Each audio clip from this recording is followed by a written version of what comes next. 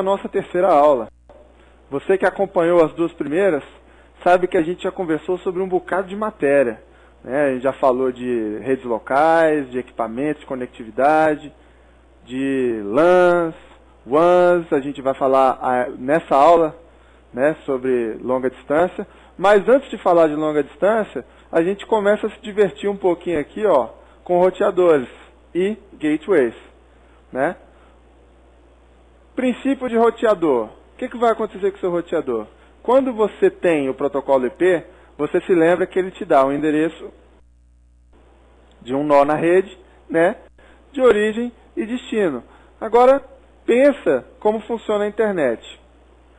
Quando você, por exemplo, vai acessar um site que fica fora do Brasil, um site que fica nos Estados Unidos, por exemplo, o seu pacote, né, a sua informação, pode trafegar por vários nós até chegar aqui. E, além disso, ele pode trafegar por diversos caminhos diferentes até chegar. Então, para que serve o roteador? O roteador trabalha, primeiro de tudo, camada 3 do modelo OSI, então ele reconhece endereços protocolo IP, né, endereços lógicos. Ele faz o que um switch faz, né, ele faz a comutação por porta direitinho e, além disso, consegue determinar qual é o melhor caminho que o seu pacote vai seguir até chegar no destino dele. Qual é a vantagem de você ter um roteador? Você tem um gerenciamento do tráfego melhor, especificando rotas, né? Você pode ter, por exemplo, economia de recursos, especificando rotas específicas para destinos específicos. A gente vai aprender sobre rotas estáticas e dinâmicas daqui a pouquinho. Você pode ter um compartilhamento de status de conexões com outros roteadores para evitar lentidão ou instabilidade. Digamos assim, olha, você tem na sua casa duas conexões com a internet. Vamos supor o seguinte: você tem uma conexão que é banda larga e uma conexão que é de escada. Então, se você tem um roteador lá, as duas conexões estão ativas. Pensa nisso, tá? Você tem o roteador com essas duas conexões. Ele vai normalmente escolher o quê? A rota de banda larga, porque é uma rota mais rápida. Vamos dizer que o seu provedor de telefonia resolveu te sacanear e sua conexão, ó, foi cortada. Sua conexão caiu, aconteceu algum problema no equipamento, qualquer coisa. Seu roteador está lá, ele vai automaticamente detectar que o seu link caiu e trafegar pela outra rota, a rota alternativa. Então ele vai evitar rota lenta, vai evitar instabilidade. Ele vai permitir um uso mais inteligente dos links, como o exemplo que eu acabei de dar, por exemplo, tá? Você tem uma outra vantagem com o roteador, que ele não permite que um pacote corrompido siga em frente, ele vai sempre conferir o frame check sequence lá, o checksum do pacote. Se ele tiver inconsistente por algum motivo qualquer, ele já vai ter uma, né? Esse pacote vai ser dropado, esse pacote vai ser derrubado, tá? E ele filtra o tráfego de broadcast. Isso é, você pode, por meio do roteador, permitir ou não um tráfego destinado a um broadcast de uma subrede. Normalmente esse tráfego é bloqueado, tá? Desvantagem dos roteadores. Como você tem mais informação para trabalhar, isso tem um preço. Não existe almoço grátis, lembre-se disso. Você tem um processamento de dados mais devagar no switch, do que no switch, na verdade, né? Por quê? No switch, ele trabalha basicamente, recebe, né, o switch recebe uma comunicação endereçada ao endereço MAC da camada 2 tal, verifica na tabelinha dele em qual porta que esse endereço está e encaminha. Roteador não. Roteador vai receber o endereço IP, vai ver se o pacote está corrompido ou não, IP, vai determinar a melhor rota e vai encaminhar esse pacote. Então, você tem um overhead de processamento dos pacotes aí. Ele tem um processamento um pouquinho mais devagar. Também com tanta vantagem, alguma desvantagem tinha que ter. né? Continuando sobre os roteadores, como é que eles vão funcionar? Como é que ele vai estabelecer a melhor rota? Então ele vai saber, ele vai ter uma tabela, essa tabela contém, basicamente, o endereço de uma rede e qual é a rota, padrão e a distância. Tá? A gente vai ver um exemplo de uma tabela de roteamento de um roteador da Cisco nos próximos slides. Você tem a tabela de roteamento funcionando com informações sobre as redes que já são conhecidas, né? As instruções para conectar-se a outras redes, qual é a rota, qual é o roteador que ele deve seguir. Lembre-se que um roteador está interligado com um ou mais roteadores diferentes. Então ele tem que saber que para chegar naquela rota, ele tem que usar o roteador A ou o roteador B. Tá? Ele tem o Default Gateway é a rota padrão, quando você não sabe para onde encaminhar, quando é impossível, humanamente impossível, o seu roteador ter rota para todos os lugares da internet, por exemplo. Tá? Você tem os caminhos possíveis, tá? E o custo de envio de dados, dependendo do protocolo de roteamento que você usar. Tá? E a gente vai ver sobre tipos de protocolos daqui a pouquinho. Um detalhe interessante sobre os roteadores. Eles não vão procurar pelo computador de destino. Eles vão procurar pela rede. Tá? E o endereçamento via roteamento IP, ele é feito sempre pelo endereço da rede. Aquela rede, obviamente, vai conter o endereço IP de destino. Então, quando chegar no último roteador, aí sim ele vai jogar para o endereço de destino. Tá? Você tem um nome novo aí que ele chama de hops. Né? O que é o hop, na verdade? É o número de roteadores entre a rede de origem e a rede de destino. Tá? Então, você imagina cada roteador como um nó da rede e quantos nós ele vai ter que atravessar até chegar à rede de destino vai ser chamado de hop. Tá? E aí, quando a gente fala em hop, a gente pode falar no problema do hop extra. Tá? Isso já caiu na prova do CESP de 2007, salvo engano, perguntando sobre o que era o hop extra. O que é o hop extra, basicamente, pessoal? Hop extra é quando um roteador que não participa de um grupo de roteamento encaminha pacotes para o caminho mais longo. Como assim, professor Rodrigo? Que história é essa? Olha, o grupo de roteadores foi necessário criar porque nós temos hoje a internet com gente demais conectada. Imagina se todos os roteadores tivessem que compartilhar informação entre eles. Né? Pensa só, seria um tráfego de informação maluco entre esses roteadores. Né? Esses roteadores iam se perder nas rotas, certamente. E o que acontece? Você cria grupos de roteadores, né, que estão próximos e que gerenciam redes que estão próximas, e esse grupo de roteadores vai trocar informações entre si. É muito comum, por exemplo, um grande provedor de internet ter um grupo de roteadores entre eles. Porque o grande provedor vai fornecer uma Embratel da vida, por exemplo, ele vai fornecer link para o Terra, ele vai fornecer link para a sua casa, vai fornecer link para o Brasil Telecom, entendeu? Então, esses roteadores dos grandes provedores normalmente formam um grupo único e esse grupo único compartilha informações de roteamento entre si. Dito isso, né, conceito de grupo, você vê o seguinte, de vez em quando, né, aliás, muito normalmente, você vai encontrar uma situação em que um roteador tem um roteador que está fora desse grupo, tem que rotear um pacote para esse grupo. E nem sempre ele vai escolher o melhor caminho.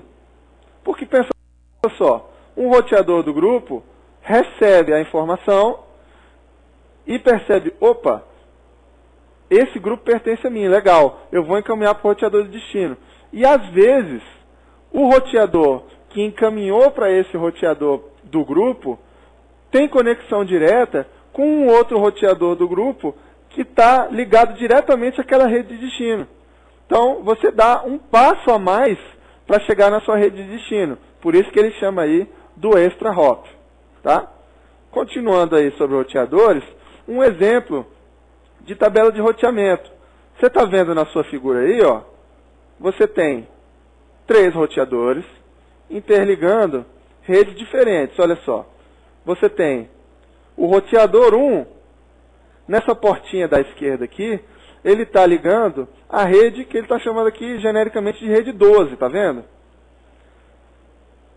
Em cima, na porta 2, ele tem a rede 15 e 20, e à direita ele se conecta com o roteador número 2, né, para chegar à rede 100. Da rede 100 para o roteador 3, agora, e o roteador 3 chega à rede 200. Aí olha o exemplo da tabela de roteamento lá embaixo, pessoal.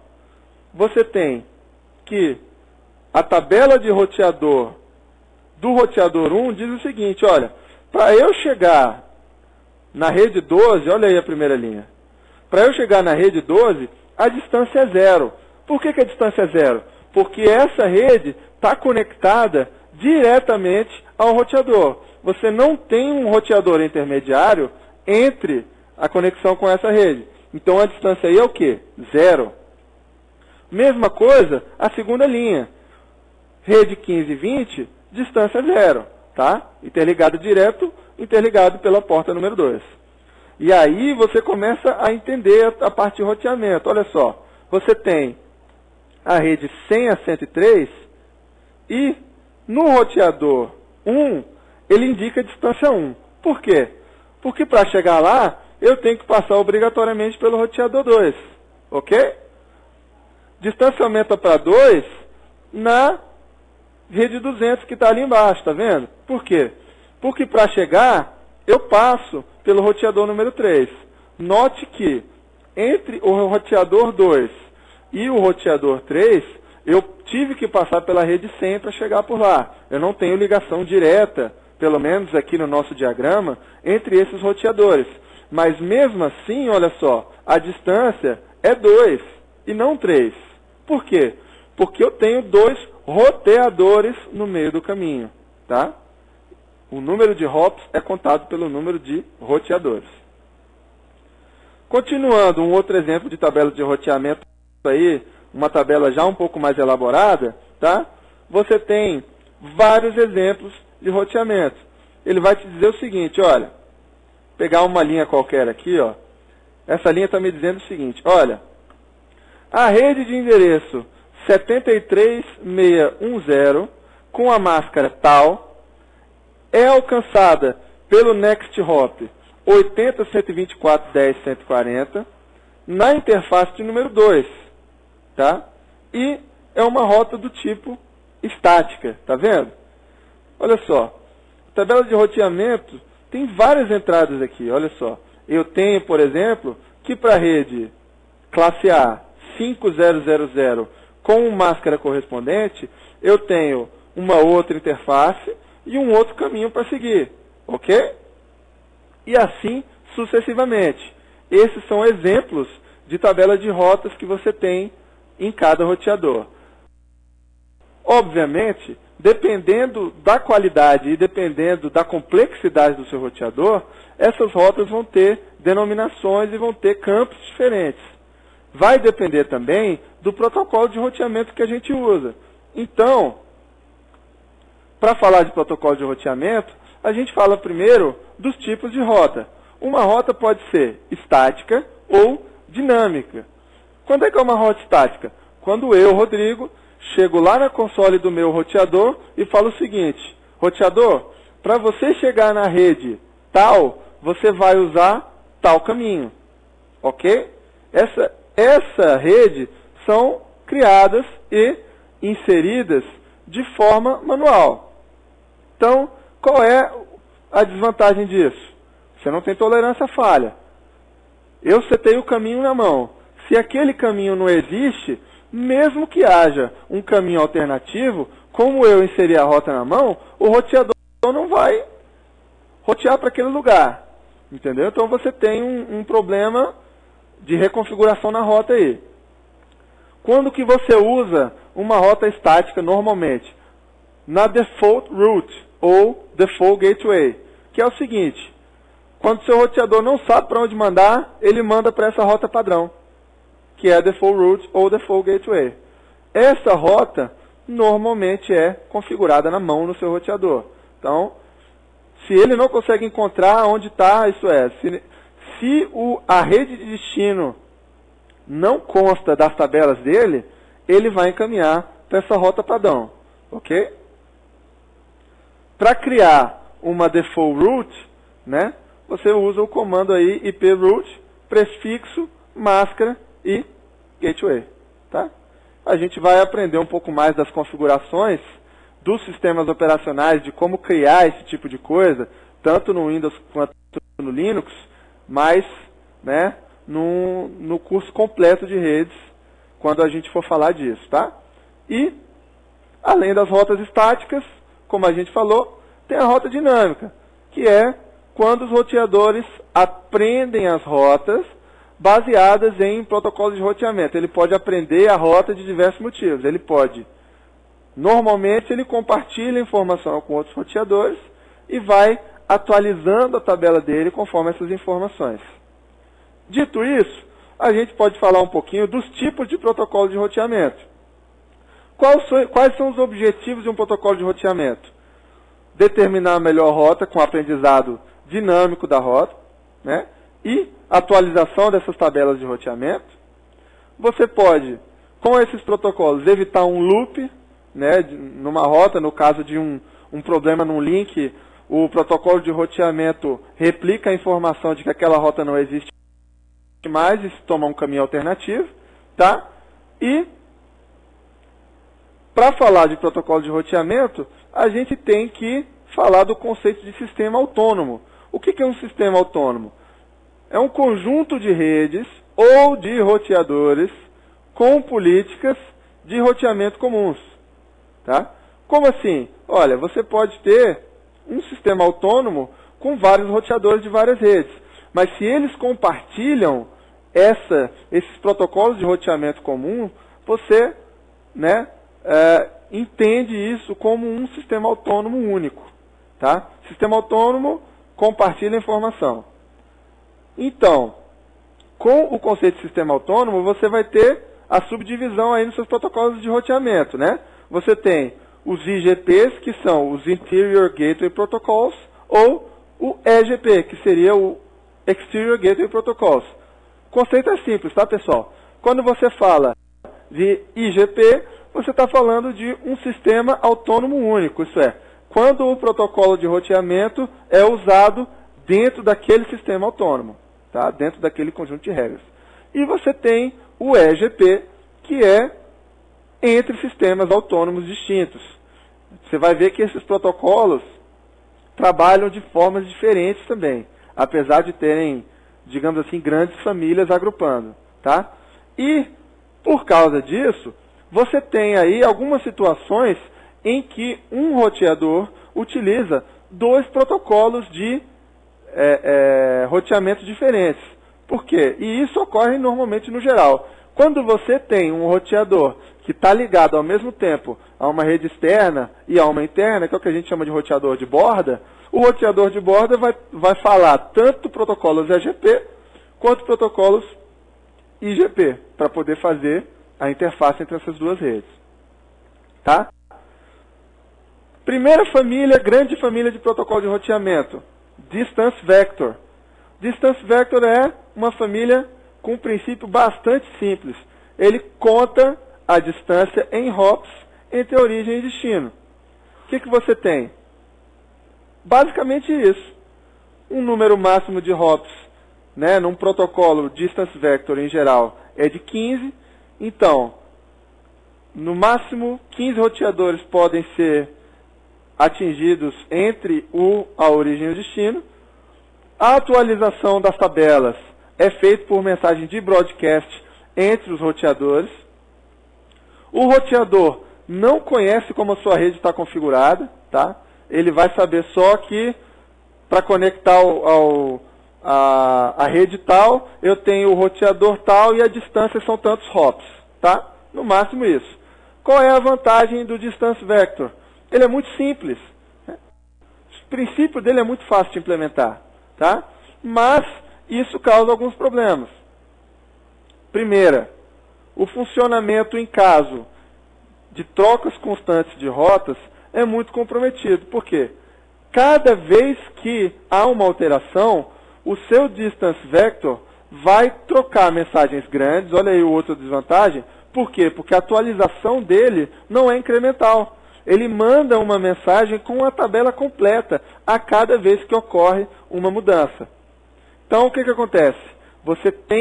Quando você tem uma mudança muito grande, né, uma mudança muito corriqueira, digamos assim, nas rotas, o seu distance vector demora um tempo para replicar essa informação. Então, isso causa algum problema no funcionamento, tá? E uma outra desvantagem, nem sempre o menor caminho é o melhor caminho. Se você mora em Brasília, você sabe do que eu estou falando. Pensa só você sair do centro da cidade, por exemplo, para o fim da Asa Norte em horário de pico. O menor caminho é o quê? Eixinho, né? Eixo monumental, se você está na Esplanada, por exemplo. Eixo monumental, eixinho ou eixão, para você chegar na sua casa, né? É o menor caminho. O melhor caminho em horário de rush normalmente é L4, que você dá uma volta um pouco maior, né? Mas você chega mais rápido. Mesma coisa com o seu roteador. Se você tem, às vezes, um caminho menor, que pode ser tratado, por exemplo, por rede de escada. Você tem, para chegar numa rede específica da origem ao destino, 2 roteadores utilizando uma rede com acesso de escada, ou, por exemplo, 3 roteadores utilizando banda larga. Por esse tipo de protocolo aqui, Distance Vector, a rota que ele escolheria é a rota de dial-up, que apesar de ser uma rota que tem menos hops, é uma rota que tem mais dificuldade de encaminhar pacotes. Por quê? Porque é mais lenta. Então, nem sempre o menor caminho é o melhor caminho, tá? No próximo bloco a gente continua falando de tipos de protocolos de roteamento com a outra família, que é a família Link State.